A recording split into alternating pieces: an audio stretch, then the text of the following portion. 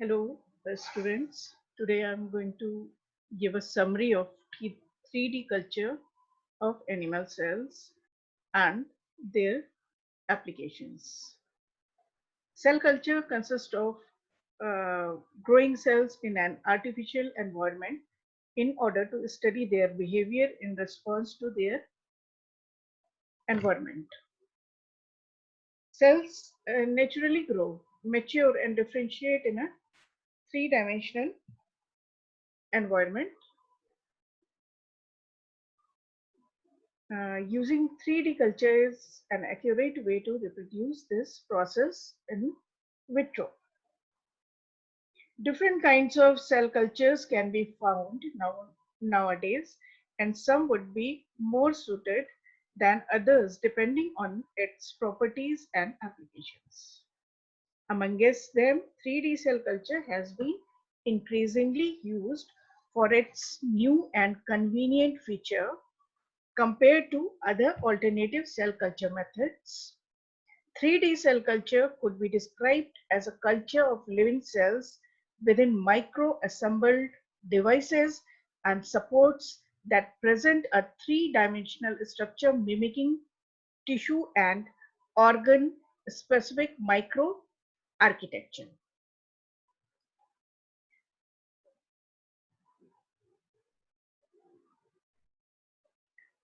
Scientists have been studying a wide range of cell types, including stem cells, autologous cells, allogenic cells, genogenic cells, progenitor, and multipotent cells. Unlike 2D monolayer cell culture, 3D cell culture model can be uh, can almost perfectly mimic in vivo cells behavior and organization, that is morphology and physiology. Assembling multi-layered 3D structures can be made possible by using scaffolds or scaffold-free methods. Whether or not scaffolds are used, the resulting cells composing spheroids can interact between themselves and the matrix or support via direct and indirect interaction thanks to cell junctions and soluble factors. Nowadays, many applications such as tissue engineering stem from 3D culture that also contributes to improvement in drug testing and again thanks to microfluidic organ on chip system. 2D cultures were used for studying different cellular types in vitro and for drug screening during past decade. No doubt there are countless breakthroughs using these 2D cultures also. Still, uh, it is impossible to get three-dimensional view and rich environment and complex interaction among cell layers as occurs in vivo.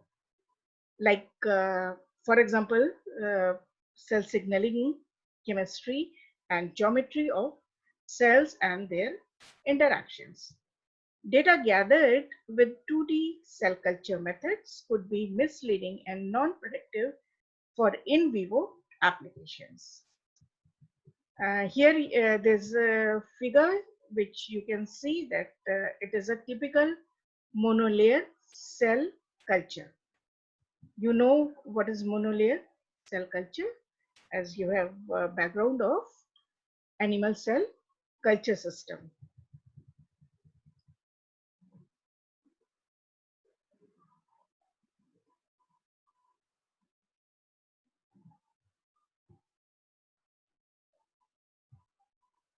Assembling multi-layered 3D cells structures can only be made by uh, using scaffolds, which are micro-organized cell supports that greatly influence cell differentiation and proliferation. Scaffolds are porous and cells grow inside the pores of the support that regulate cell growth and enhance signaling. To achieve this purpose, they facilitate oxygen nutrients and soluble factors, and also waste transportation, thanks to their singular structures meant to mimic in vivo tissue organization. Scaffolds currently made are membranes, matrices, and above all, hydrogels that present excellent properties. Scaffolds used for tissue engineering differ from those found in 3D cell structures, cultures, since presenting distinct features such as biodegradability. Lastly, scaffold-free 3D cell culture techniques allowing to obtain spheroids are also available. The forced floating method, the hanging drop method, and the agitation-based method. Depending on the condition and intended goal, different kinds of scaffolds are currently available. Uh, in this flow chart, you can see how many types of scaffolds are present in 3D cell cultures. Or first is a scaffold based 3D cell culture technique, in which again further two uh, categories are there: in vitro 3D scaffolds and biomedical engineering scaffolds. Scaffold free 3D culture techniques include low adhesion polymer coated plates, microwell mini trays, and bioreactors. For scaffold based 3D culture techniques, various materials used are hydrogels. Hydrogels may be of natural nature, that is, natural biomolecules such as alginate, gelatin, hyaluronic acid, agarose, laminin, collagen, or fibrin, or inert to biodegradable substances like polyester, polyethylene glycol, polyamide, polyglycolic acid, and polylactic acid. Besides, bioglass or bioceramic is used, titanium and tantalum is used, collagen, fibrin, alginate, silk, hyaluronic acid, and chitosan is used, polylactic acid, polyglycolic acid, caprolactone is used, and ceramics combined with polymers are also used. These are the summary of the different varieties of methods which are used according to their uh, application. Now, what are spheroids, which are grown in scaffold-free cultures? So cells grown in 3D culture can be stem cell, autologous cell, allogenic cell, genogenic cell, progenitor, and multipotent cells. They form multi-layered aggregates called spheroids. So multi-layer aggregates, which are different from monolayer culture, are known as spheroids. They show a tissue-like organization and used in many applications due to their structural proximity to in vivo organ tissue. Lastly, direct and indirect interaction can be observed between the cells or matrix via cell junctions and soluble factors. Techniques for scaffold-free 3D cultures are the force floating method, the hanging drop method, and the agitation-based method. Spheroids obtained using these techniques are most of time smaller and less resistant. This is a picture which shows these three techniques. First is forced floating method, which takes the help of centrifugation step, and non-adhesive coating is there. And in hanging drop method, you can see that cell suspensions are hanging from a slide or plastic cover, and this drop is used to grow spheroids. Cell spheroids are present in hanging drop. Now, agitation-based approaches. Here, this is a stirrer within the vessel, and it is stirring it. Uh, During agitation, the cells grow and make spheroids. Similarly, they are moved in clockwise direction, and while moving, they tend to aggregate. They grow and tend to aggregate and make spheroids. So these are the various methods to make scaffold-free cultures.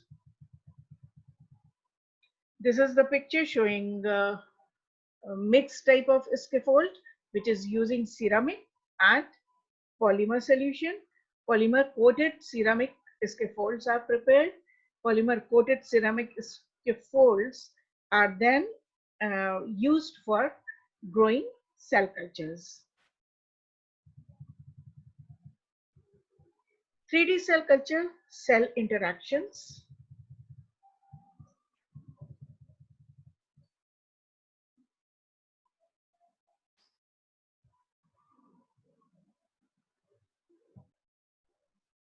Cell to cell and cell to matrix interactions are both critical parameters to consider in 3D cell cultures. Through direct contact or chemistry, cells can interact with each other and act in synergy to accomplish a defined purpose. Firstly, communication is implemented by cell junctions, which are direct intercellular passageway made of protein that form the channel connecting one cell to its neighbors or one cell to the matrix, plus soluble factors secreted such as cytokines or growth factors are transported to neighboring cells and ECM via direct contact or stream flow, creating a gradient dictated by the molecule lifetime. These factors would eventually bind a receptor expressed by any other cell or the same cell for auto-regulation, thus triggering a physiological response. Besides, molecules heading to the extracellular matrix would be stored by the support and released when needed. Furthermore, cells can additionally thrive to the cell to matrix interactions necessary for differentiation and physiological functioning for a better expression of biomarkers and receptors.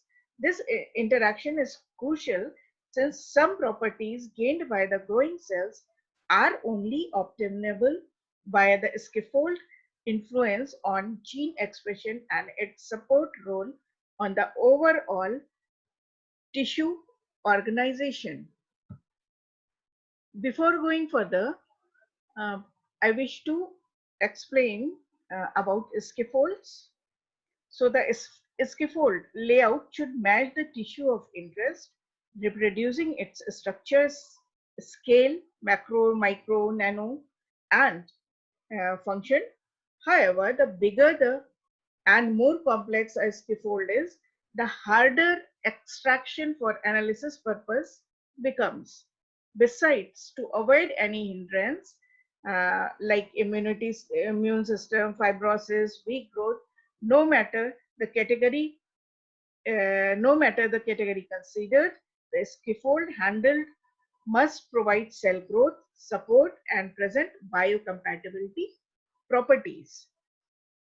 So I have already told that two different scaffold categories can be found. On the one hand, there is in vitro 3D scaffolds for cell culture and experimental applications like drug and cosmetic testing. On the other hand, biomedical engineering scaffolds are selected for as support for tissue regeneration applications. In the latter category, the scaffold can either be definitely implanted to help tissue reconstruction either be removed or biodegraded after fulfilling its purpose. Scaffold developed can be hydrogel, membranes, or tubes, and 3D matrices. I have already told you the different materials which can be used for making scaffolds. So one by one, I will take up these. Gel, gels. Gels are the materials which have good mechanical properties and are mostly used since they present tissue-like stiffness and perfectly mimic the extracellular matrix in a certain extent. In fact, like any other scaffold, this porous material acts as a rich extracellular matrix that can store nutrients and soluble factors such as cytokines and growth factors which can navigate through the gel. These soluble factors are secreted by cells that can henceforth communicate otherwise than direct contact. This substitute to native in vivo extracellular matrix indeed contain an important amount of water and natural biomolecules such as alginate, gelatin, hyaluronic acid, agarose, laminin, collagen, or fibrin. The gelling mechanism to solidify a gel precursor can sometimes be tricky, making the preparation and manipulation of gels a difficult task. Synthetic and natural biopolymers can also be used as gel for 3D cell culture. Depending on the experimental condition and the intended goal, different kinds of polymers can be found ranging from inert to biodegradable like polyester, polyethylene, glycol, polyamide, glycolic acid, polylactic acid, etc. Polymers are easier to manipulate, offering better and wider possibility to accurately build a scaffold. Other kinds of scaffolds uh, which are used for tissue engineering uh, scaffolds. One of the materials such as bioglass or bioceramic is a reabsorbable material that improve the regeneration activity of a nascent tissue. On the other hand, porous metallic scaffolds made of titanium or tantalum have been designed since metals have high compressive strength and above all excellent fatigue resistance. Non-gel polymer scaffolds commonly used are natural polymers for tissue engineering such as collagen, fibrin, alginate, silk, hyaluronic acid, and chitosan. As for synthetic polymers, there is polylactic acid, polyglycolic acid, uh, and polycaprolactone. These polymers are preferentially employed since they produce monomers that are easily removed by natural physiological pathway when implanted. Lastly, composites are also used to build a scaffold. They are made of two or more distinctly different materials combined, for example, ceramic combined with polymers, for instance. These are developed to take advantage of both materials and their property meet mechanical and physiological requirements both. Now the scaffold free 3D cell culture techniques to generate spheroid cells.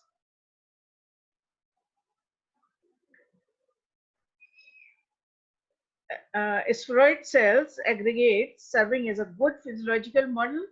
3D cultures that don't rely on solid supports like ECM molecule, extracellular matrix molecules, or biomaterials can also be made. You know what is spheroid? Spheroids obtained using this technique are most of time smaller and less resistant. The main scaffold of free 3D cell culture techniques are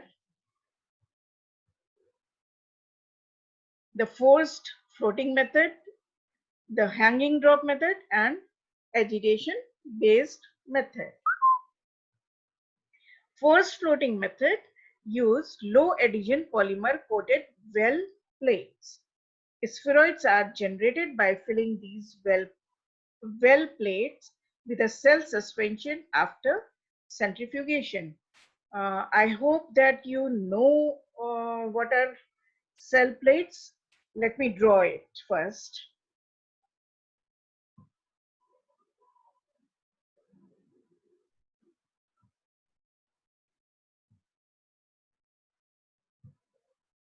Uh,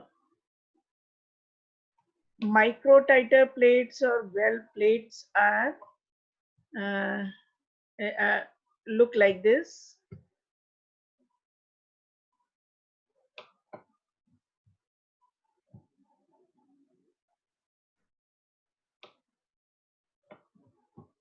Wait, why is it not coming?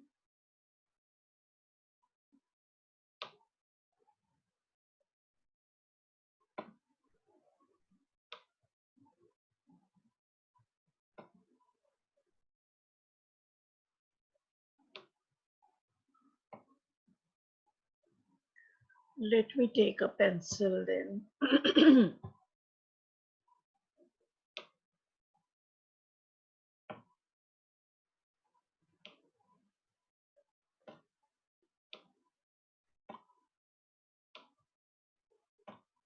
This type of a structure, when drawn, when constructed in a petri dish like square system or rectangle system, then you can see these are wells where you can fill the culture media and inoculate it or seed it with your cells.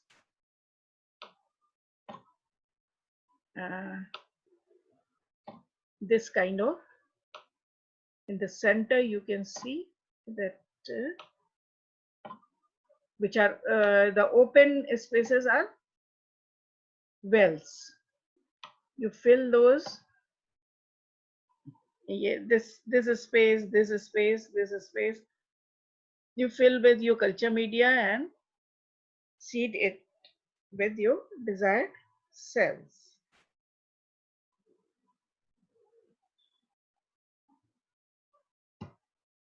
So these are well plates. Spheroids are generated by filling these well plates with a cell suspension after centrifugation. तो आप harvest कर लीजिए sales को और फिर नए media के साथ आप इन स्पेसेस में इनको डाल दीजिए एक साथ। आप बहुत ढेर सारे सेल्स वेल्स यूज कर सकते हैं, इनको वेल कहते हैं, और इनमें कल्चर मीडिया प्लस सेल है तो उनमें ग्रोथ होगी। ठीक है, और वो सेल्स हार्वेस्ट किया आपने सेंट्रीफ्यूगेशन की टेक्निक से। Now what is hanging drop method?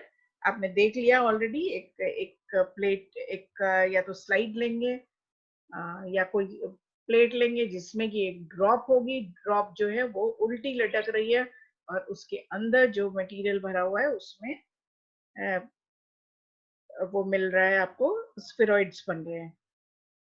So hanging drop method consists in placing a cell suspension anicot inside micro well mini tray, which is available from Nunk. By inverting the plates or trays, alicot become droplets presenting cell aggregates on the tip, thus creating compact and homogeneous spheroids. Now, agitation based, I have already shown you that picture.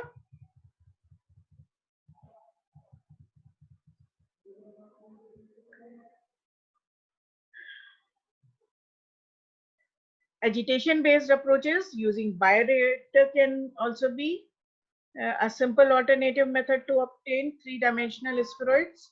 A cell suspension placed into a rotating bioreactor gradually turns isolated cells into aggregates that cannot adhere to the container wall due to the continuous stirring. As a result, a broad range of non-uniform spheroids are eventually generated. So now I will tell more.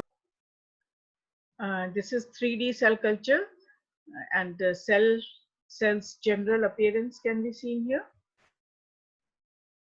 This is a spheroid on a nanoculture plate, and this is SEM. SEM is electron micrograph image of a different spheroid from some work which was published in this journal. Origin of cells used in 3D cell culture.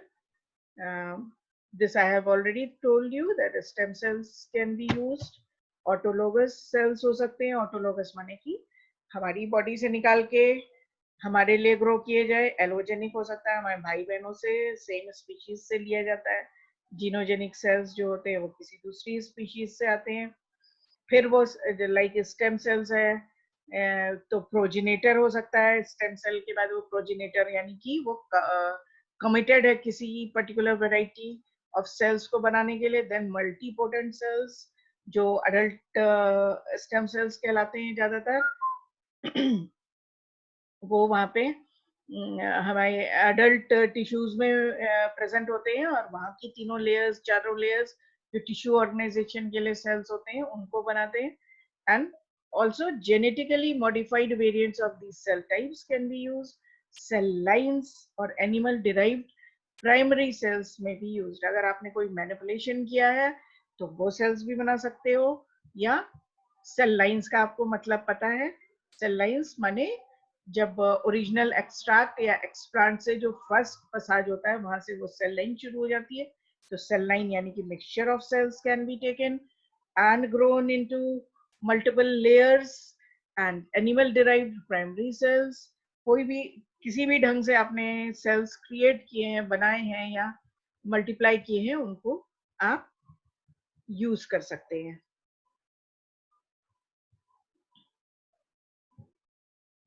Now इसी में 3D cell structures बनाने के लिए माइक्रोफ्लूइडिक का latest technology है. ये आप दूसरे नाम से आप इसको पढ़ेंगे कि organs on chip.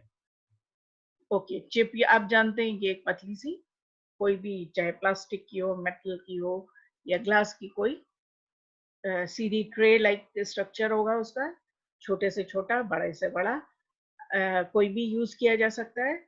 So microfluidic technologies allow accurate microenvironment parameters control to facilitate tissue manipulation and study. Long-term and controlled 3D cell culture models were created by using biocompatible microfluidic chips. Those organs on chips are biomimetic systems that replicate key functions of living organs by mimicking the microstructure, the dynamic mechanical properties, and the biochemical functionalities of organ.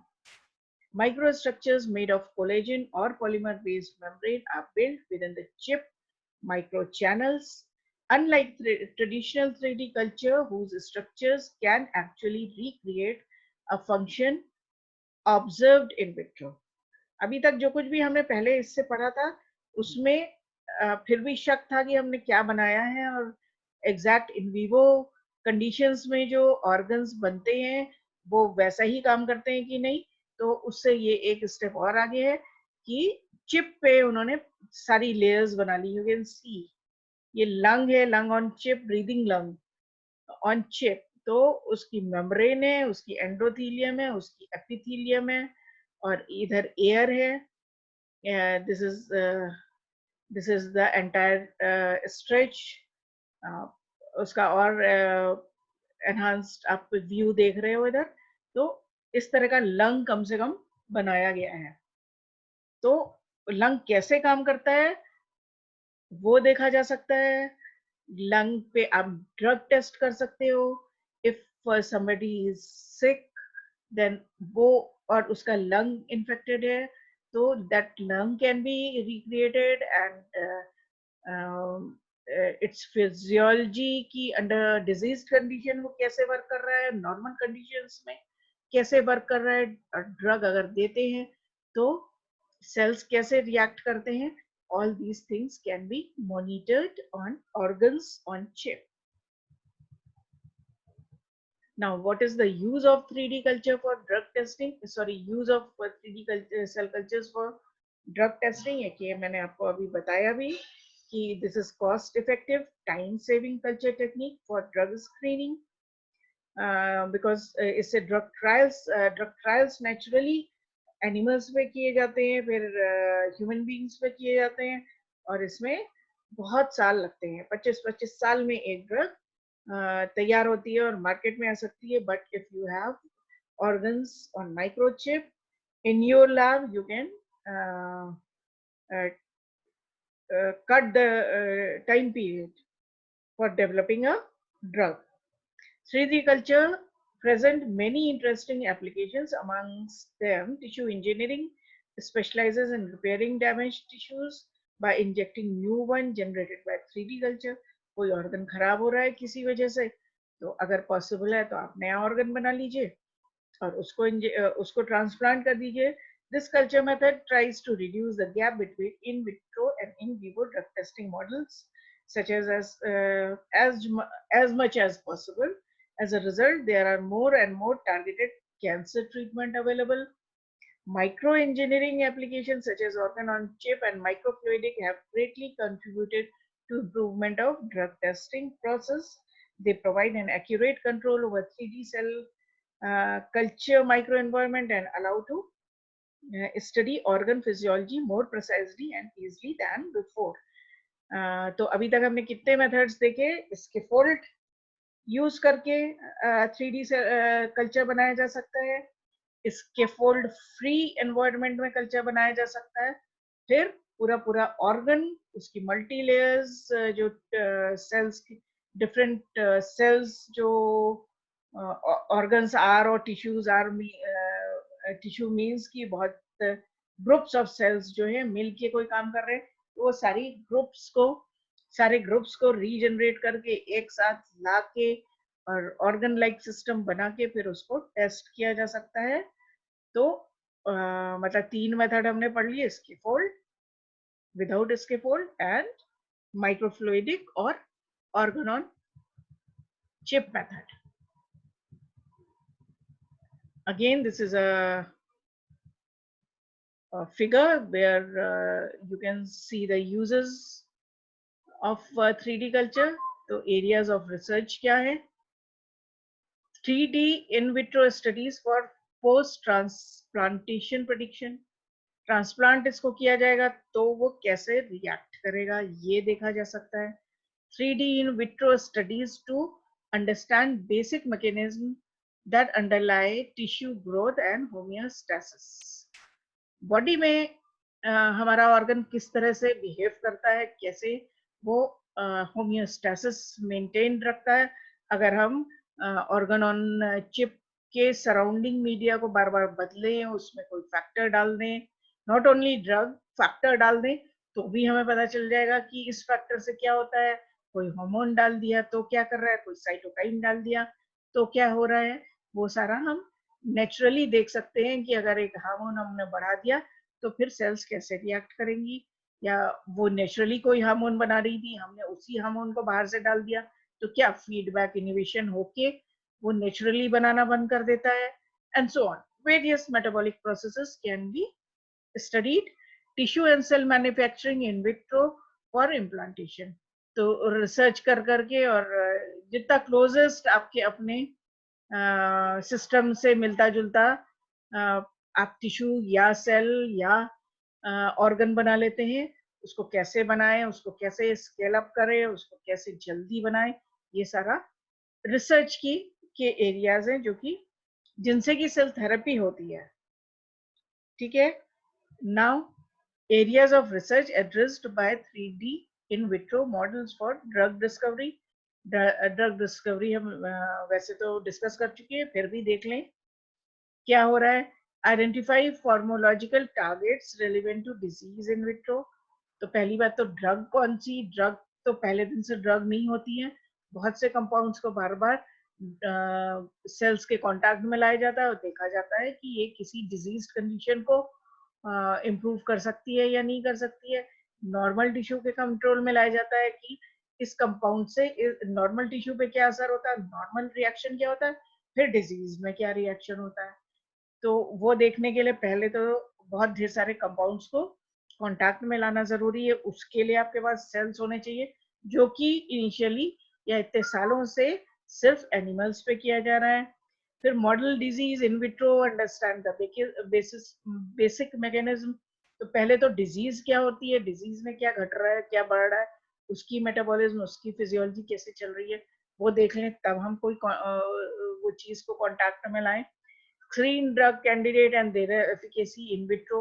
अब हमारे पास अगर sales हैं, अगर steroids हैं, अगर organs हैं, तो drug candidates को उनमें डाल के देखा जा सकता है, both in the case of normal steroids and normal organs and diseased organs.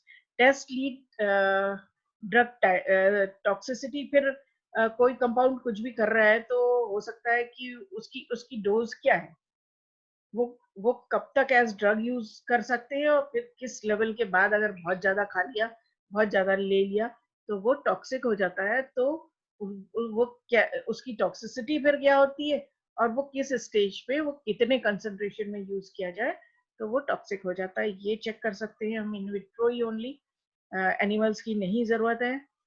Test pharmacokinetics of the lead drug. फिर जो इतने में जो ड्रग सबसे अच्छी बन रही है, जो कंपाउंड ड्रग कहलाने लायक लग रहा है, वो कैसे असर करके, कैसे हमारी डिजीज को क्योर करके खुद मेटाबोलाइज होके हमारे बॉडी से बाहर निकल जाए। वो फॉरेन चीज है जो हमारी बॉडी को नहीं चाहिए ज्यादातर, तो उसका मेटाबॉलिज्म, उसकी टॉक्सिफिकेशन मैकेनिज्म जो हमारी बॉडी में चलती है, उसका क्या होगा। अगर वो ठीक भी है तो वो कितनी देर तक हमारी बॉडी में रहेगी, और फिर वो कैसे डिग्रेड होगी और किन कंपाउंड्स में डिग्रेड होगी। अगर वो डिग्रेड होती है तो हमारा लिवर उसको डील करता है, या हमारी किडनी सिस्टम उसको डील करता है, या वो पर्सपिरेशन से बाहर चला जाता है। हमें अल्टीमेटली कोई भी फॉरेन केमिकल कंपाउंड अपनी बॉडी से बाहर निकालना है। ओके, तो इस तरह के यूजेस है 3D कल्चर्स के। 3D cell culture, comparing 3D cell culture advantages and downsides with 2D cell cultures. अब शुरू में तो 2D सेल कल्चर्स ही थे, मोनोलेयर्स ही थी, और उनको भी इसी तरह से यूज किया गया था, लेकिन क्या एडवांटेजेस हैं और क्या डिसएडवांटेजेस हैं वो भी पता होने चाहिए। In a 3D environment, cells tend to be more subject to morphological and physiological changes. The geometry and composition of this cellular support cannot only influence genes expression but also enhance cell-cell communication. Possibility to grow simultaneously two different cellular populations with co-culture. Naman, please, Naman, udhar jao. With co-cultures accurately reproducing cellular functions observed within a tissue, unlike co-cultures based on 2D cell culture. 3D cell culture make it easier to control and monitor the growing cells, microenvironment parameters like temperature, chemical gradients, oxygen rate, pH, etc. ये सारी चीजें आप जानते हैं कि आप जब enzyme study करते हैं उसी में ये सारा पढ़ लेते हो कि क्या चेंज करें तो क्या कैसे बिहेव करेगा मैक्रोमोलिक्यूल। और फिर ये यहाँ पे ये मेजर करते हैं कि सेल कैसे इंटरैक्ट करेगा इससे और कैसे रिएक्ट करेगा, क्या साइड इफेक्ट्स होंगे। ठीक है,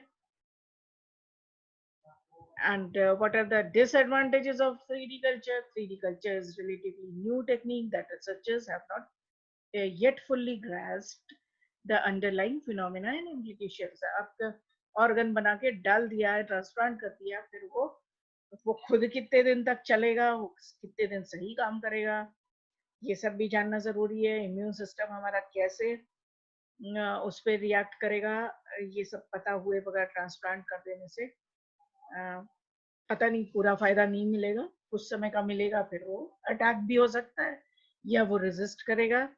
Some scaffold matrices incorporate compounds from animal and other unwanted sources like virus, soluble factor that could interfere with the cell culture. Some other matrices provide good cell adherence while making cell removal all the more difficult. Besides, 3D cell culture could be cost saving technique that would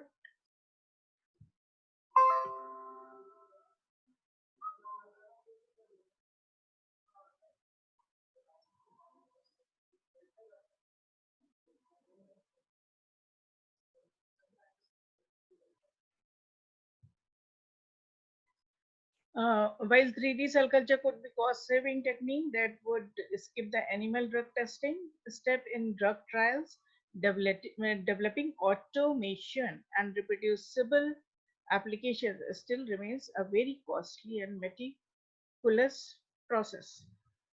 तो ये सब आपने जो पढ़ा ये पहली बात तो इजी नहीं है, बहुत अच्छी लैब्स, एसेप्टिक लैब्स चाहिए, फिर जो मटेरियल मिलता है वो जो एसेप्टिक कंडीशंस और स्टेराइल चीज़ें अवेलेबल होनी चाहिए, उनको स्टेराइल रखना लंबे समय तक, उनका स्टोरेज, उनका डिकम्पोजिशन नहीं होना, फिर उनसे प्रॉपर सेल्स बनना, देन यू कैन काउंट कि क्या क्या चाहिए, सेल सही सही बन जाए, सेल के बाद उसमें जो भी हमारा पर्पस है वो हो जाए, फिर वो सरवाइव करे और फिर वो इम्प्लांट हो या यूज किया जाए किसी तरीके से, तब तक वो सही रहे, डिजीज फ्री रहे, इन्फेक्शन फ्री रहे।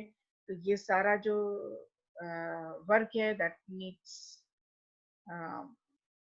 अ लॉट ऑफ मनी और प्रिसीशन भी चाहिए, हमें करना आना चाहिए, तो बिना सीखे नहीं कर सकते, बहुत ही डेडिकेटेड और लंबे टाइम तक सीख के फिर हम इस चीज को अच्छे से यूज कर सकते हैं।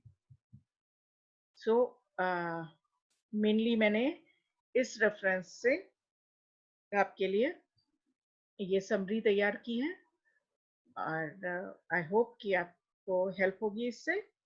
सो बी श्योर, बी क्लियर कि इसमें मेरा कुछ नहीं है, मैंने ये सब तैयार करने के लिए, आपको समरी देने के लिए कोई रेफरेंस यूज किया है। Like we use books, I have used mainly this reference, and so I hope that it will be of use to you.